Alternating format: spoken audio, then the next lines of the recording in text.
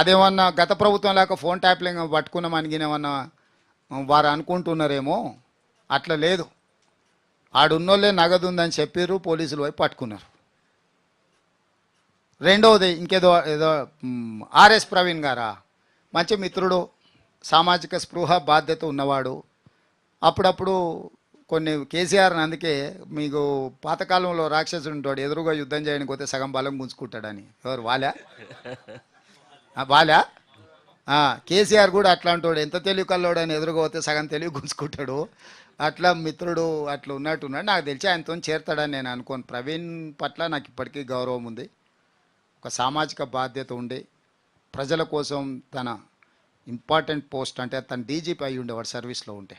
మొన్న కూడా నేను పబ్లిక్ సర్వీస్ కమిషన్ చైర్మన్గా వారికి ఆఫర్ ఇచ్చిన. ఎందుకంటే 2 లక్షల మంది నిరుద్యోగ యువకులకు ఒక మంచి రిక్రూట్మెంట్ బోర్డు ఉండాలని తెలంగాణ పబ్లిక్ సర్వీస్ కమిషన్ చైర్మన్గా వారిని 15 డేస్ అసలు డిలే అవ్వడానికి నేను ప్రవీణ్ గారిని రిక్వెస్ట్ చేసిన. వారు ఉంటే మంచిగా ఉంటుంది, బాగుంటుందని. వారు అది కూడా తిరస్కరించారు. లేదు, నాకు ఇంకా పెద్ద బాధ్యత ఉన్నది, సమాజంలో నేను చేయాల్సిన పని ఉంది అని వారు. సో మరి ఈరోజు ఒకవేళ వారు కేసీఆర్తో చేరుతున్నారంటే ఇంకా వారే తెలంగాణ సమాజానికి జవాబు చెప్పాలి. ఇంకా నేను కామెంట్ చేయడానికి కూడా ఏం లేదు, ఎందుకంటే వారి పట్ల మన్నున్న గౌరవం ఈరోజు కూడా నాకుంది. నెక్స్ట్ మీరు నిజాం పాలన గురించి మాట్లాడారు. మరి ఉమా పేరు చెప్పలేదు. Sorry I'm Uma Sudheer, I'm with NDTV news channel. మీరు నిజాం పాలన గురించి మాట్లాడారు and you spoke about కాజిం Rizvi.